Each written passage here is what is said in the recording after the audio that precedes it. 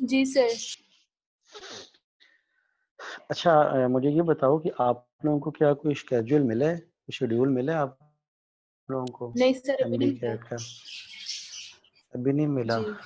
चलें, ठीक हो गया। चलें, आज हम लोग स्टार्ट कर रहे हैं इलेक्ट्रोमैग्नेटिज्म का यूनिट। ठीक है, और करंट इलेक्ट्रिसिटी का यूनिट हम लोगों ने क्लियर कर लिया था।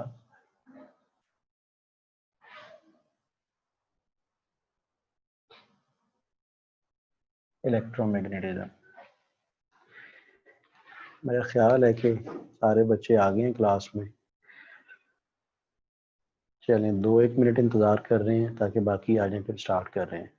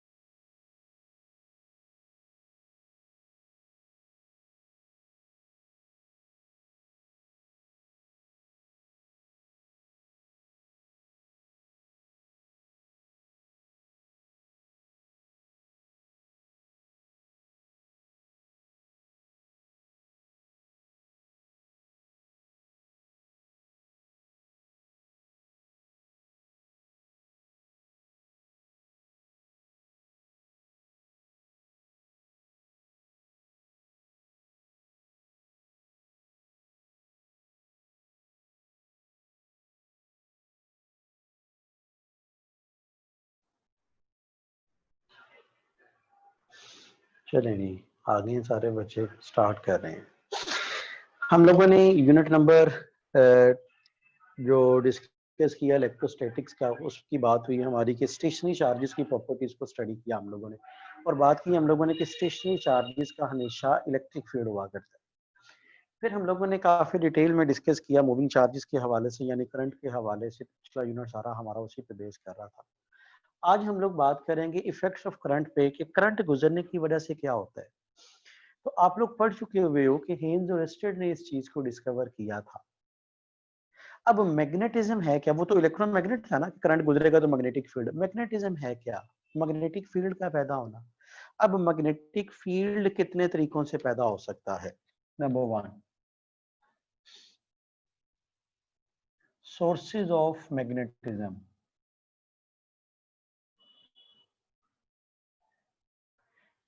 मैग्नेटिज्म के या मैग्नेटिक फील्ड के सोर्सेज कौन कौन से हो सकती हैं? Number 1, permanent magnet.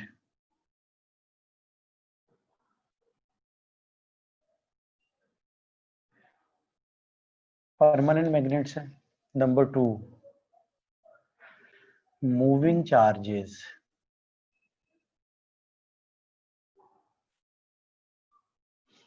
Number 3, current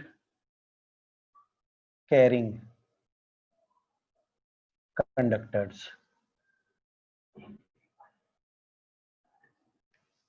and number 4, changing electric field. ये 4 सोर्सेज हैं हमारे पास किसके? मैग्नेटिज्म के। कुछ क्या है? परमानेंट मैग्नेट्स, जिस तरह मिल जाते हैं आपको बार मैग्नेट वगैरह। फिर moving charges, moving charge current होगा तो करंट हमेशा मैग्नेटिक फील्ड पैदा करता है। उसके बाद करंट कैरिंग कंडक्टर्स हैं। ठीक है, किसी भी कंडक्टर में से करंट गुजरता है तो मैग्नेटिक फील्ड बन जाता है। और उसके बाद चेंजिंग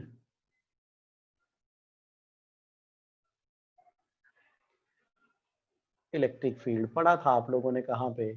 वो principle of generation, transmission and reception of electron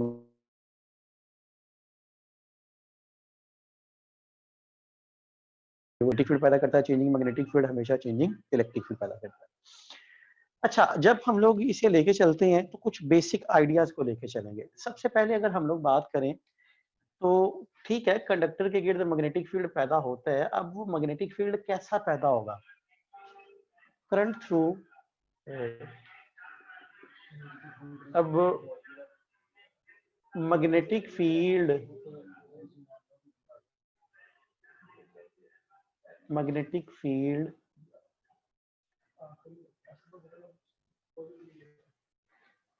due to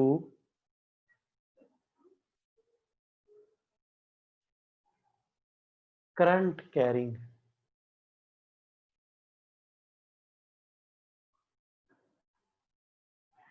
straight wire. Current carrying straight wire में मैग्नेटिक फील्ड क्या होगा?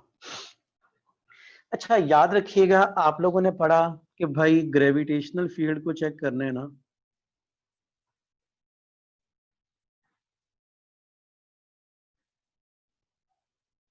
ग्रेविटेशनल फील्ड के लिए आपको चाहिए था मैस चेक करने के लिए।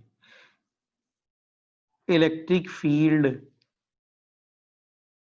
को चेक करना था, आपको चाहिए था चार्ज। जब आपने मैग्नेटिक फील्ड को चेक करना है,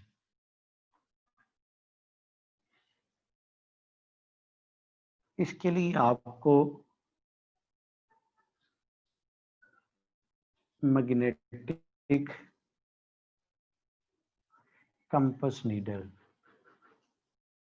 इसका सहारा लेना पड़ता है कि आया मैग्नेटिक फील्ड किसी रीजन में है भी या नहीं। सबसे पहले हम लोग सिंपल सिचुएशन पे लेके चलेंगे कि अगर state current carrying state wire में से करंट गुजर रहा हो तो उसके गिर्द मैग्नेटिक फील्ड कैसा होगा। उसके लिए हम लोगों ने बड़ा सिंपल सा एक एक्सपेरिमेंट परफॉर्म किया। हमने एक स्ट्रेट वायर ली, ठीक है, बल्कि एक कार्डबोर्ड लिया,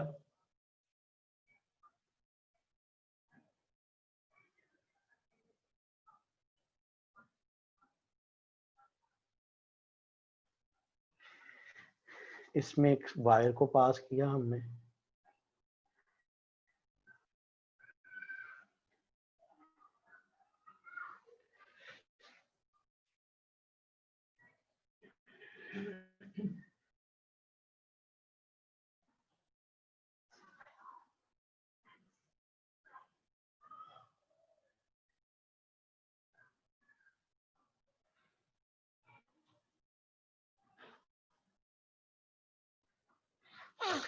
जैसे ही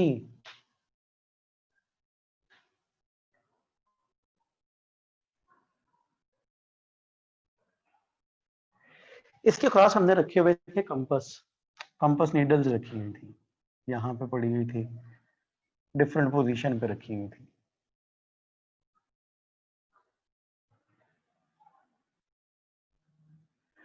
ये कंपस नीडल पड़ी है।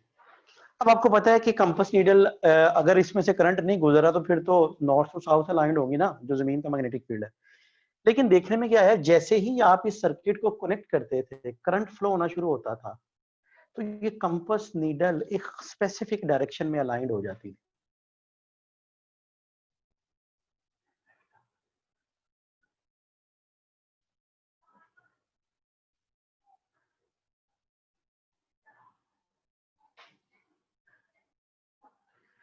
लेकिन जैसे ही करंट गुजरना बंद होता था, ये दोबारा से रेंडमाइज हो जाती थी। जब उन नीडल्स की पोजीशंस को नोट किया गया और ट्रेस किया गया तो हमारे पास ये शेप बनी रिंग्स की फॉर्म में। अब ये magnetic field, magnetic compass needle तब तक अलाइन रहती थी जब तक करंट फ्लो होता रहता था। जैसे ही करंट का फ्लो होना खत्म हुआ, मैग्नेटिक कंपास नीडल दोबारा से रेंडमाइज हो जाती थी। इसका मतलब क्या हुआ कि स्ट्रेट वायर में जब करंट गुजरता है तो इसके गिर्द सर्कुलर फॉर्म में मैग्नेटिक फील्ड पैदा हो जाता है, ठीक है, रिंग्स की फॉर्म। कंसेंट्रिक रिंग्स होते हैं, ये सारे के सारे सर्कल्स क्या होते हैं, कंसेंट्रिक सर्कल्स होते हैं, और कंडक्टर इनके सेंटर पे पड़ा होता है। यानी मैं क्या लिख सकता हूं, when current flows through conductor,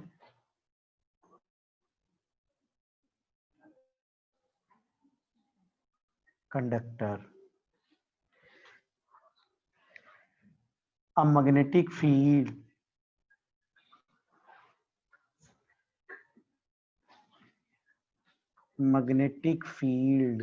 in the form of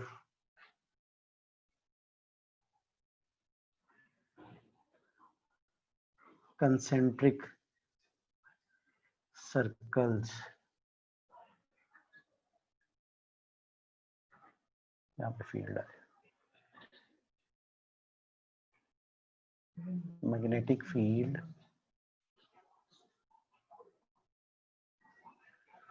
in the form of concentric circles is formed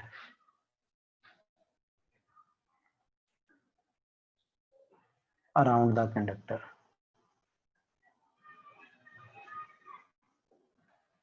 ठीक है जी। अब रिंग्स की फॉर्म में मैग्नेटिक फील्ड पैदा हो गया। अब सवाल ये पैदा होता है कि ठीक है, रिंग्स की फॉर्म में मैग्नेटिक फील्ड आ तो गया हमारे पास, अब ये जो मैग्नेटिक फील्ड है इसकी मैग्नीट्यूड और डायरेक्शन पे क्या फर्क पड़ेगा। तो याद रखिएगा, the strength of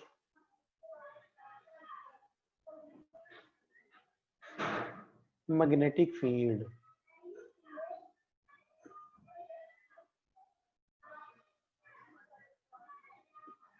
depends upon number one, amount of current,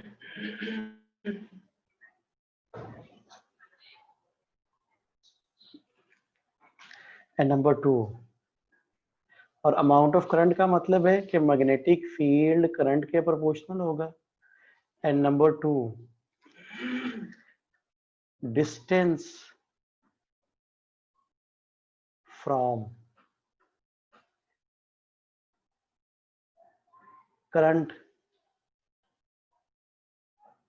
carrying conductor.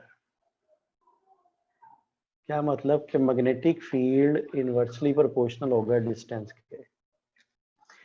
यानी सिचुएशन क्या होगी, इसका मतलब है जैसे जैसे मैं कंडक्टर से दूर जाता जाऊंगा मैग्नेटिक फील्ड क्या होता जाएगा, वीक। मैग्नेटिक फील्ड वीक होने का मतलब कि जो रिंग्स हैं उनके दरमियान सेपरेशन ज्यादा होती जाएगी, उनके दरमियान फासला ज्यादा होता जाएगा। यानी अगर मैं बात करूं ना, तो ये मैं अगर बात करूं कि ये मेरे पास कंडक्टर है, ये पहला है, ये इस तरह, ये इस तरह, ये इस तरह। तो जैसे जैसे सेंटर से दूर जा रहा होगा, क्योंकि रिंग्स के दरमियान डिस्टेंस बढ़ता जा रहा है, डिस्टेंस बढ़ने का मतलब फील्ड क्या होता जा रहा है, वीक होता जा रहा है।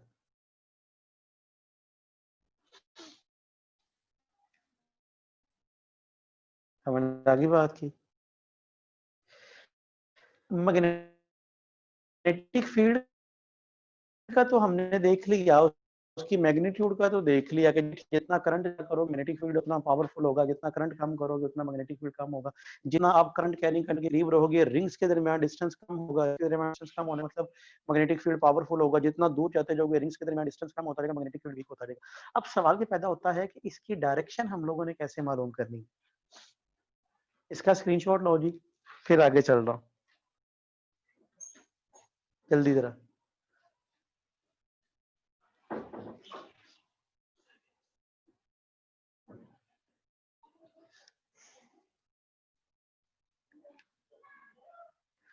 जी देखिएगा जी, इसका अब डायरेक्शन की बात करनी है हम लोगों ने।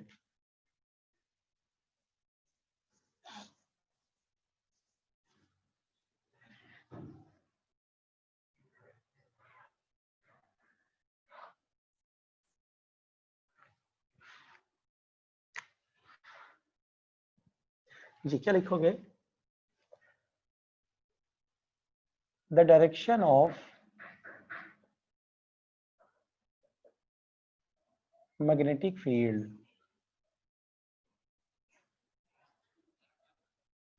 Due to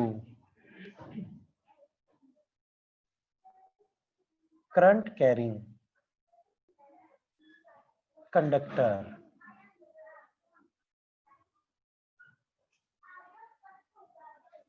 current carrying state wire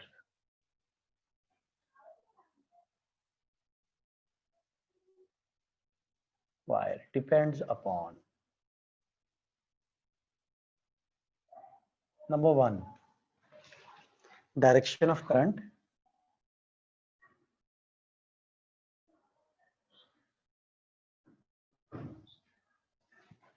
and number 2 the point from where you observe the magnetic field.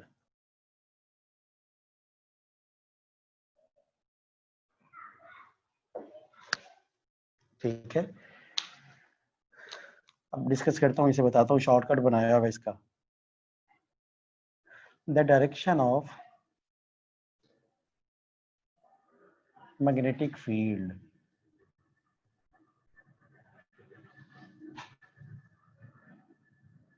can be determined by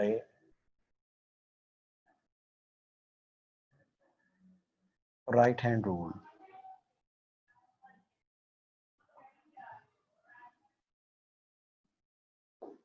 अच्छा, अब यहाँ पे ना बड़े ध्यान से आप लोगों ने समझना कि राइट हैंड रूल कैसे इंप्लीमेंट होते हैं। मैग्नेटिक फील्ड के लिए राइट हैंड रूल की इंप्लीमेंटेशन सब बच्चों को ना कंफ्यूज कर देती है, क्योंकि 4-5 जगह पे ये राइट हैंड रूल इंप्लीमेंट होता है। वो कैसे होगा, अगर बड़े ध्यान से समझना है। फर्ज किया ये वायर है आपके पास, ये वायर है, इसमें करंट जा रहा है नीचे से ऊपर की तरफ, जिस तरह ये वायर बनी हुई, करंट नीचे से ऊपर की तरफ जा रहा है। आपने मैग्नेटिक फील्ड ऑब्जर्व करना है, मैग्नेटिक फील्ड कहाँ से कैसे आएगा। अब जरा बड़े ख्याल से आप लोग देखिएगा। अगर तो तरीकाकार ये राइट हैंड रूल में ये बताता है, क्योंकि current carrying conductor state wire में मैग्नेटिक फील्ड मालूम करना है, तो आप करंट की डायरेक्शन में दाएं हाथ के अंगूठे को रख दो और अपनी उंगलियों को घुमा दो। जिस तरफ को उंगलियां घूमेंगी वही मैग्नेटिक फील्ड की डायरेक्शन होगी। यानी अगर आप ऊपर से देख रहे हो, ऊपर से ऐसे करंट की डायरेक्शन में दाएं हाथ के अंगूठे को रखो, करंट नीचे से ऊपर आ रहा है, अपनी उंगलियों को घुमा दो, तो आप देखोगे एंटी क्लॉकवाइज घूमेंगी, तो ये रिंग्स एंटी क्लॉकवाइज बनेंगे। समझ आ गई बात की?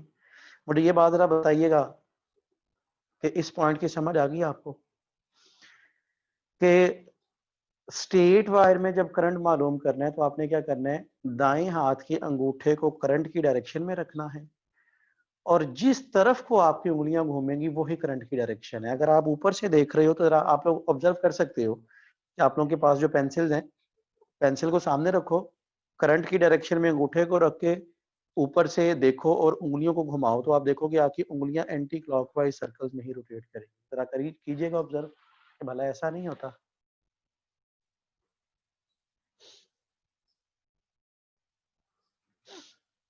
जी बताइएगा मुझे, इस पॉइंट की समझ आ गई? जी सर। हाँ जी, ये पॉइंट क्लियर हो गया। अच्छा, अब सर इसके दो शॉर्टकट्स सर हैं। जी जी, अगर हम साइड से देखें तो क्लॉकवाइज डायरेक्शन आएगी। मैं अभी आ रहा हूँ, उस पे भी आ रहा हूँ। अभी मैं सिर्फ टॉप की बात कर रहा हूँ, टॉप और बॉटम की। इसके लिए शॉर्टकट हैं दो, बड़े ध्यान से समझना है। देखो, इसमें करंट कहाँ से आ रहा था, ऊपर की तरफ। आप देख भी कहाँ से रहे थे, ऊपर से ऐसे। तो याद रखिएगा, अगर जहां से आप ऑब्जर्व कर रहे हो और करंट आपकी तरफ ही आ रहा हो, यानी आप ऊपर से ऑब्जर्व कर रहे थे, करंट भी ऊपर की तरफ आ रहा था, आपकी तरफ आ रहा था, तो तब हमेशा एंटी क्लॉकवाइज हुआ करता है। और जहां से आप ऑब्जर्व कर रहे हो, अगर करंट उसके आप जहां से आप ऑब्जर्व कर रहे हो करंट आपसे दूर जा रहा हो, तो हमेशा क्लॉकवाइज हुआ करता है। ये शॉर्टकट याद रख लीजिएगा। अब देखो, आप ऊपर से देख रहे हो ना, या ये देखो ऐसे ऐसे देख रहे हैं हम लोग, ऐसे मैं कहता हूँ करंट बाहर की तरफ आ रहा है, करंट बाहर की तरफ आ रहा है, आप देख भी इस तरफ कर रहे हो, इसका मतलब है आपकी तरफ आ रहा है। जब आपकी तरफ आ रहा होगा तो एंटी क्लॉकवाइज। मैं कहता हूँ जो करंट अंदर की तरफ जा रहा है तो इसका मतलब क्या है कि जहां से आप देख रहे हो आपसे दूर करंट जा रहा है, तो हमेशा क्लॉकवाइज होगा। समझ आ गई बात की? ये आपके करीब और दूर जाने के हवाले से समझ आ गई कि जहां से आप ऑब्जर्व कर रहे हो अगर करंट आपकी तरफ आ रहा हो तो हमेशा एंटी क्लॉकवाइज, और अगर आपसे दूर जा रहा हो तो हमेशा क्लॉकवाइज। अब आ जाती है कि आप सामने से देखो, यहां से। अब देखो मैं कहता हूँ कि करंट ऊपर की तरफ जा रहा है, ऐसे नीचे से ऊपर की तरफ जा रहा है, आपने दाएं हाथ के अंगूठे को रखा, करंट की डायरेक्शन में उंगलियां घुमा दी, इसका मतलब है अब रिंग ऐसा बनेगा, ऐसे। इसका मतलब है इस मार्कर की लेफ्ट साइड पे मैग्नेटिक फील्ड बाहर आ रहा होगा, राइट साइड पे अंदर जा रहा होगा, ये सिचुएशन होगी। समझ आ गई बात की? तब आप कहोगे जी यहां से बाहर आ रहा है, यहां से अंदर जा रहा है, रिंग्स इसी फॉर्म में बनेंगे जब आप साइड से देखोगे। Is it clear? पॉइंट समझ आ गया? बताइएगा मुझे जरा। सर रिपीट करते हैं। कौन सा वाला पॉइंट? सर ये लास्ट से राइट लेफ्ट से निकलेगी और राइट पे एंड होगी। हाँ ठीक है, ठीक। अब जरा गौर से देखो, ये वायर थी, करंट किस तरफ को जा रहा है? ऊपर की तरफ। आप लोगों ने क्या पढ़ा है कि डायरेक्शन मालूम करनी है तो करंट की डायरेक्शन में दाएं हाथ के अंगूठे को रख दिया, रख दिया, उंगलियां घुमाई। जब उंगलियां घूमेंगी तो ऐसे ही घूमेंगी ना, ऐसे ऐसे। इसका मतलब है मैग्नेटिक फील्ड यहां से आएगा, ऐसे जाएगा, यहाँ बाहर की तरफ और यहाँ अंदर की तरफ। समझ आ गई बात की? जी सर। जी पॉइंट क्लियर हुआ? समझ आ गई? जी हाँ, अगर जी यही करंट नीचे की तरफ होता, अगर करंट नीचे की तरफ होता तो फिर क्या होना था? ऐसे घूमनी थी, और जब इस तरह उंगलियां घूमनी थी फिर यहाँ पे मैग्नेटिक फील्ड अंदर की तरफ, यहाँ बाहर की तरफ होना चाहिए। समझ आ गई बात की? क्लियर हो गया? जी ये पॉइंट क्लियर है? जी सर। ये क्लियर होगा तो चलूंगा आगे, बहुत अहम पॉइंट्स हैं। ठीक है जी। अब यहाँ पे लोगों ने देखा कि जब भी किसी कंडक्टर में से करंट गुजरता है तो उसके मैग्नेटिक फील्ड पैदा हो जाता है। अब सवाल ये पैदा होता है कि अगर हम किसी करंट कैरिंग कंडक्टर को किसी एक्सटर्नल मैग्नेटिक फील्ड के अंदर रख दें, जिस तरह आपको याद है आप लोगों ने कहा था कि किसी चार्ज के इलेक्ट्रिक फील्ड के अंदर अगर आप किसी दूसरे चार्ज को रख देते हो ना, तो वो दोनों एक दूसरे पे फोर्स लगाते हैं। अगर याद हो आपको तो कहा था हम लोगों ने कि फर्ज किया जी ये एक सोर्स चार्ज है, ये उसका फील्ड है,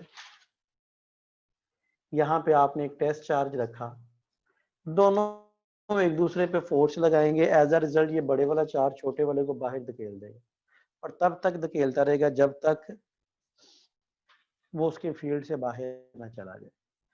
इसी तरह अगर किसी करंट कैरिंग कंडक्टर को किसी एक्सटर्नल मैग्नेटिक फील्ड में रख दिया जाए,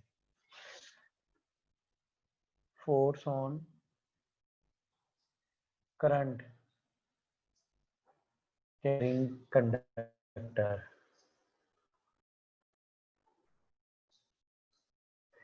अच्छा दो ना कन्वेंशंस हैं,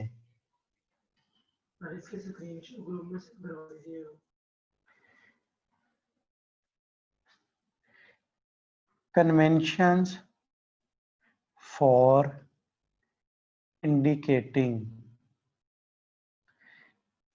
current and magnetic field। Sir अब वो आपकी क्या है? वीडियो। अगर कहीं पे इस तरह डॉट बना होगा ना, तो इसका मतलब होगा करंट और magnetic field out of the page,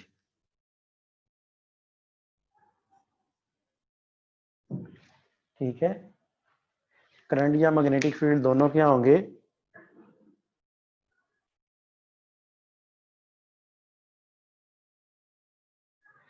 out of the page होंगे।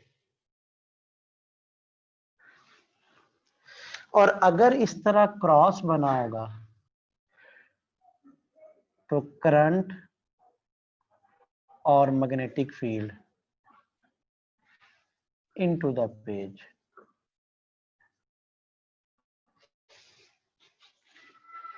ये कन्वेंशन याद रखनी है आप लोगों ने, पता है वैसे मैंने लिख दिया।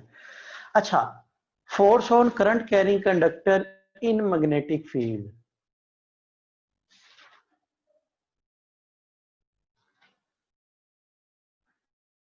किसी करंट कैरिंग कंडक्टर को आपने मैग्नेटिक फील्ड के अंदर रख दिया, लाइक एग्जांपल कैसे दी हुई है उसने आपके, उसने दो रेलिंग ली हुई है,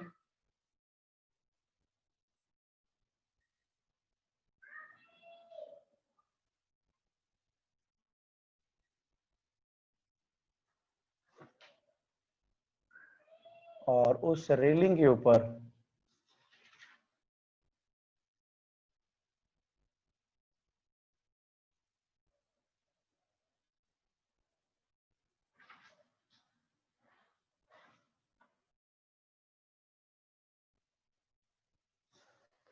उस रेलिंग के ऊपर एक कंडक्टर रख दिया हुआ है।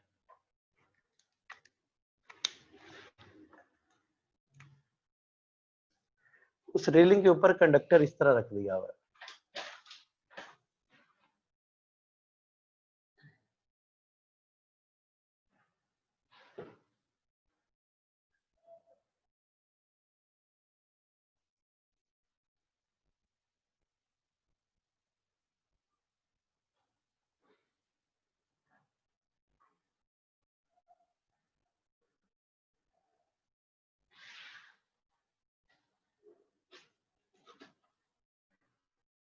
ऐसे,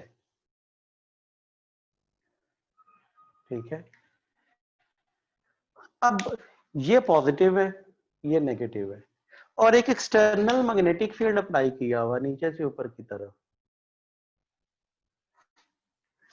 अब इसकी एग्जांपल आप लोग इस तरह समझ लो, मैं आप लोगों को समझाने के लिए बता देता हूं कि आप लोग क्या कंसीडर करोगे कि कैसे दो रेलिंग के ऊपर आपने एक कंडक्टर को प्लेस किया हुआ है और क्या सिचुएशन है, जरा बड़े गौर से इस चीज को देखिएगा।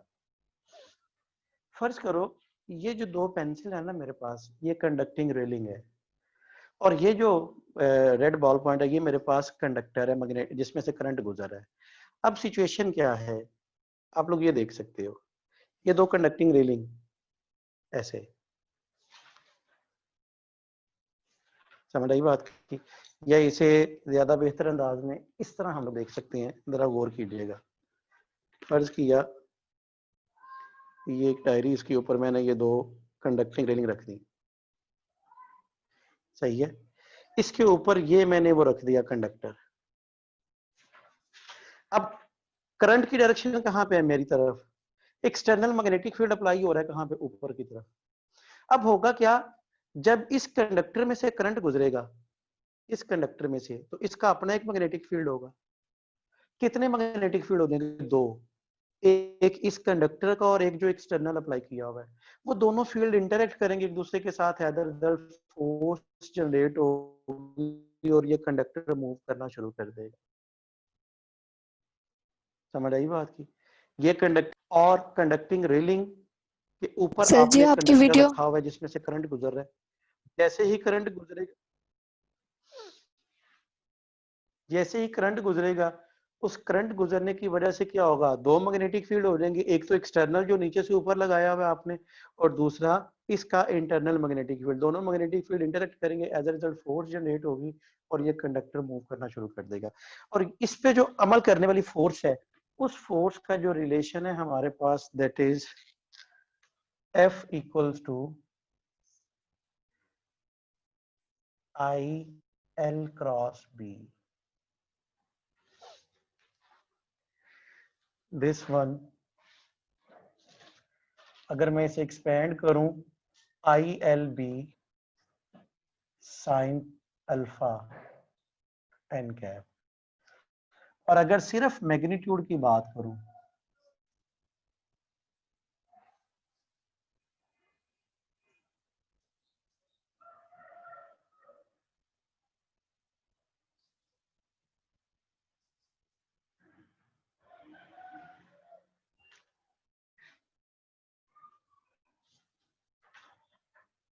मैग्नीट्यूड ऑफ फोर्स, तो मैग्नीट्यूड क्या आ जाती है आपके पास, सिंपल सिचुएशन जो आएगी मैग्नीट्यूड की, that is F equals to ILB sine alpha. अब I क्या है, करंट, B क्या है, L क्या है, लेंथ ऑफ द कंडक्टर,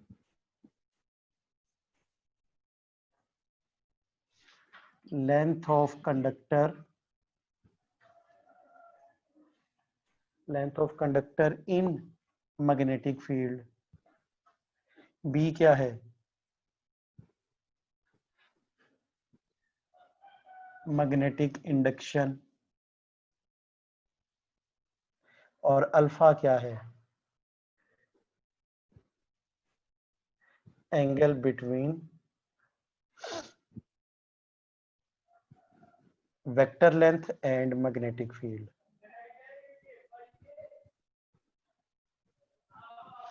अभी मैं इसकी डायरेक्शन को रिप्रेजेंट नहीं कर रहा, डायरेक्शन को भी डिस्कस करता हूं। अगर मैं यहां से B को रिप्रेजेंट करूं ना, B, तो F over IL sine alpha.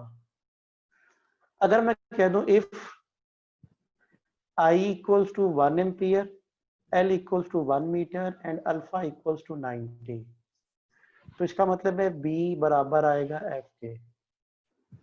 यानी मैं कह सकता हूं कि जब 1 मीटर लेंथ के कंडक्टर को मैग्नेटिक फील्ड के परपेंडिकुलर रखा हो और उसमें 1 एम्पियर करंट गुजरे, तो जितनी फोर्स उस कंडक्टर पे लगती है that is called magnetic induction. बात की समझ आई, क्या बात कही मैंने, कि जब 1 मीटर लेंथ के कंडक्टर को, कि जिसमें से 1 एम्पियर करंट गुजर रहा हो, उसे मैग्नेटिक फील्ड के परपेंडिकुलर रखा हो, उस पे जितनी फोर्स अमल करती है वो क्या कहलाती है, मैग्नेटिक इंडक्शन। और इसका यूनिट क्या होता है, इसका unit newton per ampere per metre, that is called tesla. क्या होता है इसका यूनिट, टेस्ला। यानी मैं कह सकता हूं कि अगर 1 मीटर लेंथ के कंडक्टर को मैग्नेटिक फील्ड में 1 मीटर लेंथ के कंडक्टर को मैग्नेटिक फील्ड के परपेंडिकुलर रखा हुआ है और उसमें 1 एम्पियर करंट गुजरता है, तो जितने न्यूटन उस पर फोर्स अमल करेगी उतने टेस्ला उसकी मैग्नेटिक इंडक्शन होगी। मैं कहता हूं 1 मीटर लेंथ के कंडक्टर को मैग्नेटिक फील्ड के परपेंडिकुलर रखा, 1 एम्पियर करंट गुजरने से उसमें 10 न्यूटन फोर्स लगी तो magnetic induction 10 Tesla, 5 Newton force लगेगी तो मैग्नेटिक इंडक्शन 5 टेस्ला। और अगर मैं कहूं कि 1 न्यूटन फोर्स लगे उस कंडक्टर पे जिसकी लेंथ 1 मीटर हो और उसमें 1 एम्पियर करंट गुजर रहा हो और वो मैग्नेटिक फील्ड के परपेंडिकुलर पड़ा हो, उस वक्त उसकी इंडक्शन 1 टेस्ला कहलाएगी। That is 1 tesla equals to 1 newton per ampere per metre. और याद रखिएगा ये सिस्टम इंटरनेशनल में है। इन CGS याद रख लोगे, 1 CGS में जो यूनिट होता है वो गॉस होता है, and 1 tesla equals to 10 raise to power 4 gausses, यानी 1 gauss 10 raise to power -4 tesla. ठीक है जी, इसका लोगे स्क्रीनशॉट, फिर आगे चल रहा हूं। अब इसकी बात करनी है सर हमने डायरेक्शन पे और फिर कुछ क्वेश्चंस करने हैं जी। सर ये वेक्टर जी जी लेंथ बोलो। और करंट की डायरेक्शन हमेशा सेम होती है? मैं अभी उस पे आ रहा हूँ, मैंने आपको कहा कि अभी सिर्फ मैंने इसकी मैग्नीट्यूड को डिस्कस की है, मैं अभी इसकी डायरेक्शन पे आ रहा हूँ, फिर आपको बताता हूँ, फिर एक दो क्वेश्चन भी करवाता हूँ आपको। सर ये जो मैग्नेटिक इंडक्शन है इसको हम नेट में, आपकी आवाज नहीं मुझे आ रही, डिस्टॉर्शन है आपकी आवाज में। ये जो मैग्नेटिक इंडक्शन है इसको हम नेट अपनी मैग्नेटिक आवाज फील्ड क्लियर करो, दोबारा बोलो, कौन सा मैग्नेटिक फील्ड? सर ये जो मैग्नेटिक इंडक्शन है इसको हम नेट मैग्नेटिक फील्ड कह सकते हैं। हाँ हाँ, नहीं मैग्नेटिक इंडक्शन नेट की टर्म इस्तेमाल होती है कि अगर आपके पास बहुत से कंपोनेंट हो ना तो उन्हें आप ऐड करके या सब्ट्रैक्ट करके नेट हासिल करो जब एक से ज्यादा पैरामीटर हो। लेकिन यहाँ पे तो आपके पास ये मैग्नेटिक फील्ड जो है ये एक्सटर्नल,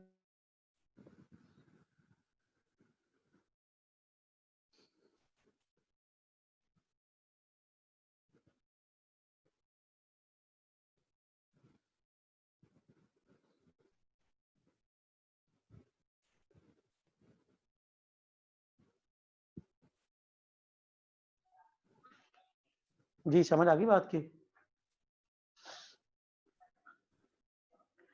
चलिए इसका स्क्रीनशॉट लो, फिर मैं चल रहा हूँ। जी जी क्या हुआ है? अल्फा और थीटा में, आपकी आवाज नहीं है, डिस्टॉर्शन है। अल्फा और थीटा हाँ यहाँ पे हाँ मतलब हाँ एक का आता है। क्या हुआ है? ये जो साइन अल्फा और साइन थीटा में डिफरेंस यहाँ पे क्या है? और यहाँ ये आपने आपने और नहीं कुछ भी डिफरेंस नहीं है, आपने एंगल लिया है ना एल और बी के दरमियान, आप उसे अल्फा से जाहिर कर लो, आप उसे थीटा से जाहिर करो। अल्फा से इसलिए जाहिर की है क्योंकि ये आपके बुक में अल्फा से रिप्रेजेंट किया हुआ है। ठीक है जी, सर ये जो हमने रिलेशन डिराइव किया है इसका 1 स्क्रीनशॉट ले मीटर, लिया आप लोगों ने? मजीद अगर कोई क्वेश्चन है तो पूछो, वरना मैं फिर इसकी डायरेक्शन को डिस्कस कर रहा हूँ। सर ये जो रिलेशन डिराइव किया हमने 1 मीटर लेंथ लेके और 1 एम्पियर करंट लेके, ये हमने मैग्नेटिक इंडक्शन फाइंड करने के लिए किया, हाँ हाँ उसकी टेक्निक है? जी, मैग्नेटिक इंडक्शन के लिए उसे डिफाइन करना था ना, जिस तरह आपको याद है आप लोगों ने वो फेरेड को डिफाइन किया था, और वो भी आपने वो Q equals to C V वाले फार्मूला से वहां पे V को आपने 1 रखा और आपने कहा जी कि कैपेसिटेंस असल में चार्ज की वो अमाउंट है जो कैपेसिटर की प्लेट पे स्टोर हो और वो उस प्लेट का पोटेंशियल दूसरे के मुकाबले में 1 वोल्ट बढ़ा दे। ठीक है, सर प्रैक्टिकली हम इस तरह मैग्नेटिक इंडक्शन फाइंड कर सकते हैं? जी बिल्कुल कर सकते हैं, बिल्कुल कर सकते हैं, और ऐसे ही फाइंड की जाती है। सर मैग्नेटिक इंडक्शन की फिजिकल डेफिनेशन क्या होगी? मैग्नेटिक फील्ड स्ट्रेंथ को ही मैग्नेटिक इंडक्शन बोलते हैं। आपके घरों में जो आते हैं वो अक्सर देखा नहीं कि गली मोहल्ले में जब वो बिजली चोरी पकड़ने के लिए आते हैं तो वो मैग्नेटिक इंडक्शन ही असल में मालूम कर रहे होती है। वो एक मीटर सा लगाते हैं तार के गिर्द, और उस मीटर की वजह से क्या हो जाता है, वो मैग्नेटिक फील्ड स्ट्रेंथ को नोट कर लेते हैं और वो आपको पता चल जाता है कि अच्छा भी इसमें से इतना करंट इस गुजर रहा है।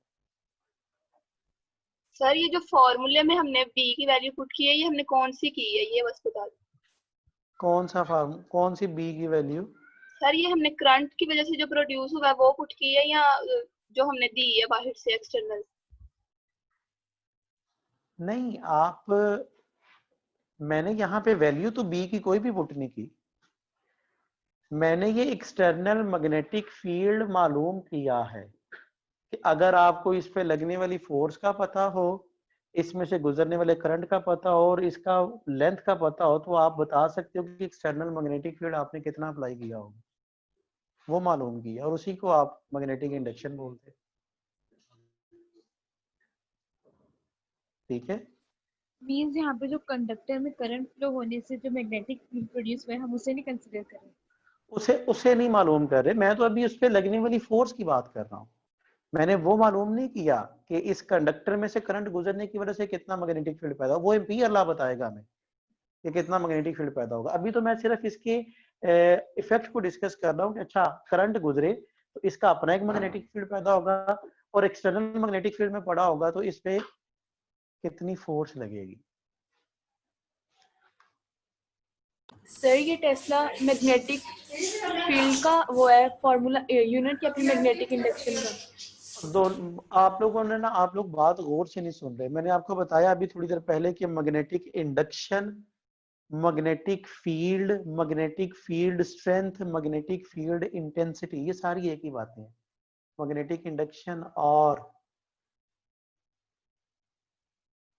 मैग्नेटिक फील्ड और magnetic field intensity, magnetic field, ठीक है, ये सारी एक ही चीज है।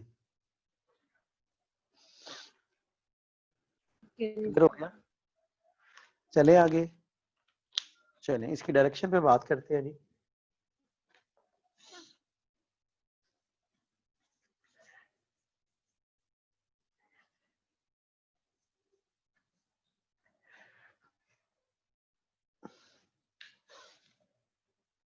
Direction of force on current carrying conductor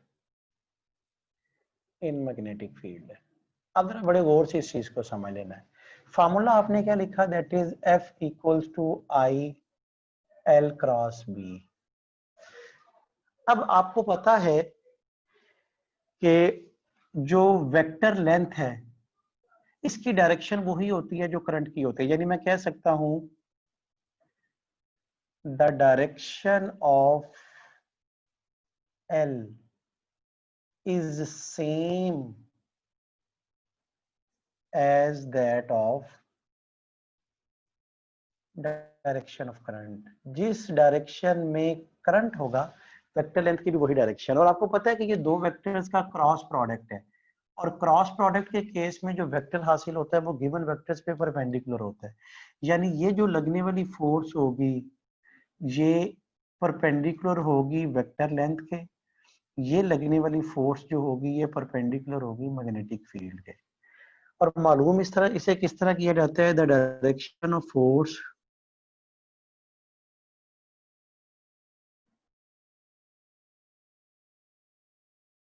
can be determined by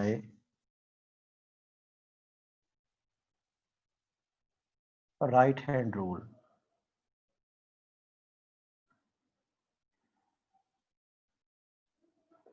right hand rule की मदद से मालूम की जाती है। राइट हैंड रूल हमें क्या बताता है जी, फर्स्ट वेक्टर की डायरेक्शन में दाएं हाथ की उंगलियों को रखोगे और घुमा दोगे किसकी तरफ, दूसरे सेकंड वेक्टर की तरफ, तो जो इरेक्टेड थंब होगा वो हमेशा डायरेक्शन को रिप्रेजेंट करेगा।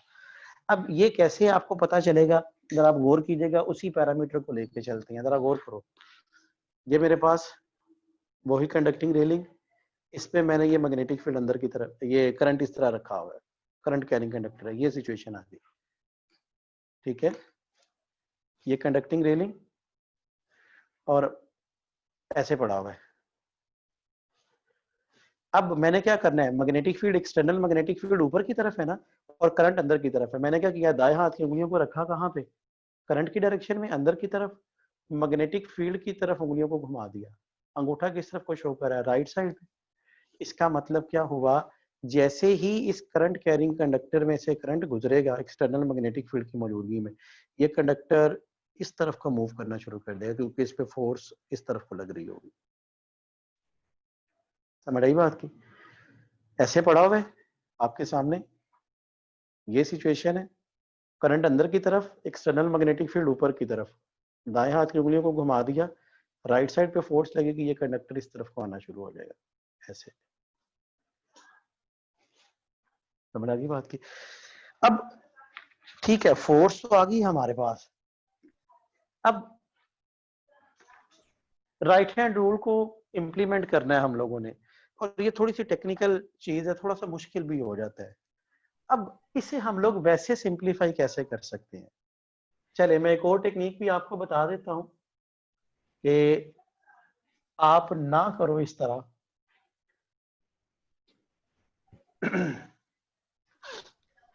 सर हाथ को बस फर्स्ट वेक्टर की डायरेक्शन में रखना है। जी बिल्कुल राइट हैंड, जब भी क्रॉस प्रोडक्ट कैलकुलेट होता है तो हमेशा पहले वेक्टर की डायरेक्शन में दाएं हाथ की उंगलियों पर रखा जाता है और घुमाया जाता है दूसरे वेक्टर की तरफ। ठीक है, अच्छा याद रखिएगा, आपके सर पास अगर कॉपी है ना सामने जी, सर राइट हैंड की पाम फोर्स की राइट हैंड की पाम फोर्स की डायरेक्शन को नहीं शो। बेटा वो डिफरेंट टेक्निक्स हैं मालूम करने के लिए, लेकिन हम लोग सिर्फ रिप्रेजेंट करेंगे किसको, कि आप लोगों को याद करने में आसानी रह जाए, ताकि एक ही तरह का रूल आप सारों पे इम्प्लीमेंट कर सको, आपको भूले नहीं, मुश्किल ना हो कि अच्छा कि फलां के लिए फलां होगा, फलां के लिए फलां होगा। इसलिए है वो भी राइट हैंड रूल ही, पाम रूल वो कह देगा ये डायरेक्शन होगी बाहर की तरफ, अब ये आइडेंटिफाई करना मुश्किल होगा, तो आप लोग सीधी टेक्निक से इस्तेमाल इसे याद रखोगे राइट हैंड रूल से। चले एक एमसीक्यू करवा रहा हूं।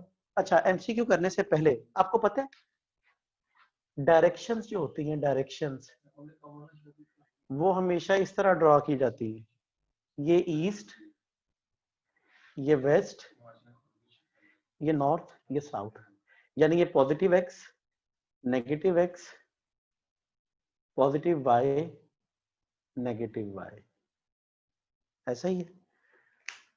अच्छा अगर आप इसे कॉपी पे ड्रॉ करोगे तो आपके सामने पड़ा होगा, ये इधर ईस्ट होगा, इधर वेस्ट होगा, इधर नॉर्थ होगा, इधर साउथ होगा, जो ऊपर की तरफ होगा अपवर्ड, अब आउटवर्ड इसे बोलोगे, ठीक है, ये आउटवर्ड पॉजिटिव जी होगा और इनवर्ड नेगेटिव जी होगा।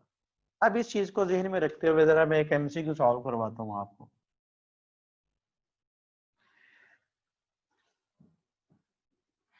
Current flows, outward positive. जी आउटवर्ड पेज से ऊपर की तरफ होगा तो पॉजिटिव जी एक्सिस होता है, नीचे की तरफ होगा तो नेगेटिव जी एक्सिस होगा। Current flows through the conductor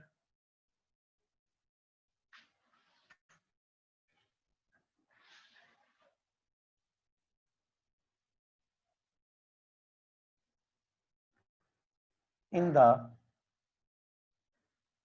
direction of east and magnetic field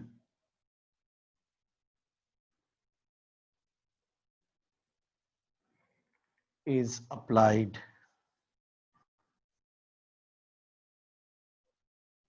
in the direction of south, the conductor will move, conductor will move, हाँ जी, option A west, option B north, option C outward, option D inward. Delta delta कैसे? एक technique तो ये है बड़ी आसान, देखो अब करंट इस तरफ को फ्लो कर रहा है ना, ये आई है और यही डायरेक्शन वेक्टर लेंथ की है, मैग्नेटिक फील्ड इधर को है। एक तो बड़ी आसान टेक्निक, करंट की डायरेक्शन में दाएं हाथ की उंगली को रख दिया, यहां से इस तरफ को आना है ना आपने, मैग्नेटिक फील्ड की तरफ घुमा दिया, अंगूठा अंदर को शो कर देगा, दैट इज इनवर्ड। एक ये टेक्निक है। अगर आप ऐसे नहीं करना चाहते तो एक टेक्निक और है, और वो टेक्निक क्या है, आप जरा बड़े गौर से समझोगे इस चीज को। वो टेक्निक हमें क्या बताती है? वो टेक्निक हमें बताती है कि देखो फोर्स का फार्मूला है F equals to I L cross B. आपको पता है कि वेक्टर लेंथ किस डायरेक्शन में, पॉजिटिव एक्स एक्सिस, और आपको पता है एक्स एक्सिस की डायरेक्शन में जो यूनिट वेक्टर होता है उसे आई कैप कहते हैं। ठीक है, मैग्नेटिक फील्ड कहाँ पे है? नेगेटिव वाई एक्सिस पे, इसे माइनस जे कहते हैं। माइनस बाहर लो जो, तो आई क्रॉस जे क्या होता है? के। और के नेगेटिव होने का मतलब इनवर्ड होगा, क्योंकि बताया मैंने आउटवर्ड हो तो पॉजिटिव जी का मतलब पॉजिटिव के, इनवर्ड हो तो नेगेटिव जी का मतलब माइनस के। Is it clear? ये चीज समझनी जरूरी है बहुत।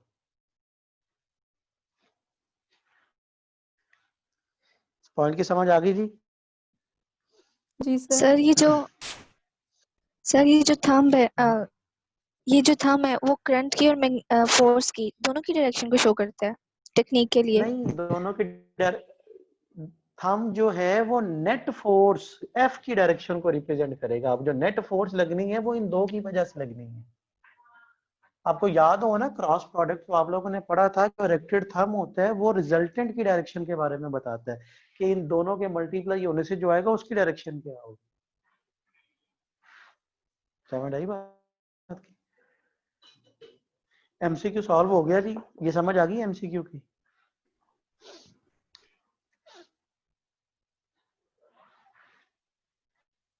चलें, अब थोड़ी फिजिकल सिग्निफिकेंस बताता हूं आपको कि असल में फोर्स लगती कैसे थी। फर्ज करें ये एक वायर है, इस वायर का क्या मतलब है? पॉइंट है ना, डॉट है, तो डॉट का मतलब क्या था? मैंने बताया था थोड़ी देर पहले, डॉट हो तो करंट या मैग्नेटिक फील्ड कहां पे आ रहा होता है? बाहर की तरफ। इसका मतलब है करंट बाहर की तरफ आ रहा है, तो इसके गिर्द मैग्नेटिक फील्ड ऐसे ही बनेंगे ना, रिंग्स की फॉर्म में।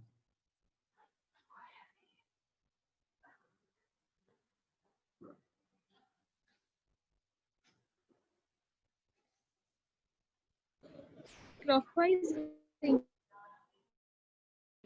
एक मिनट मैं बता रहा हूँ, ये डॉट है,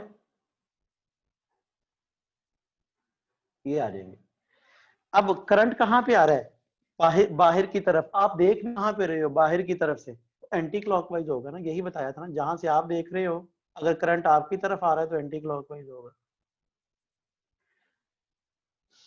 इसे मैंने रख दिया एक एक्सटर्नल मैग्नेटिक फील्ड के अंदर, ये एक्सटर्नल मैग्नेटिक फील्ड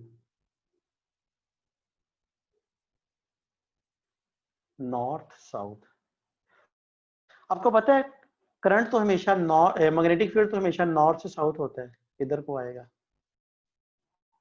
इधर को आएगा,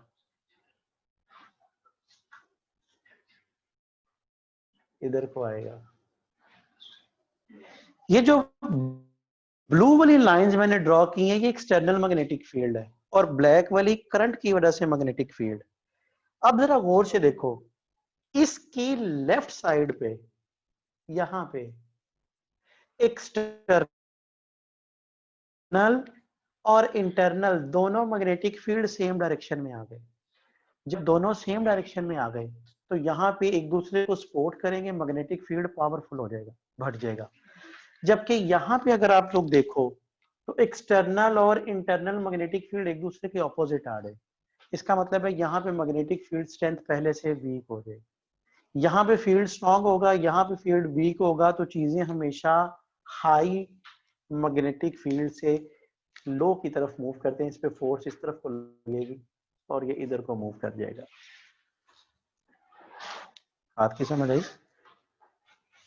क्लियर हो गया कि जब किसी कंडक्टर में से करंट गुजरता है तो डायरेक्शन फोर्स कब लगा करती है कि किसी एक साइड पे मैग्नेटिक फील्ड एनहांस हो जाता है, किसी दूसरी साइड पे मैग्नेटिक फील्ड वीक हो जाता है।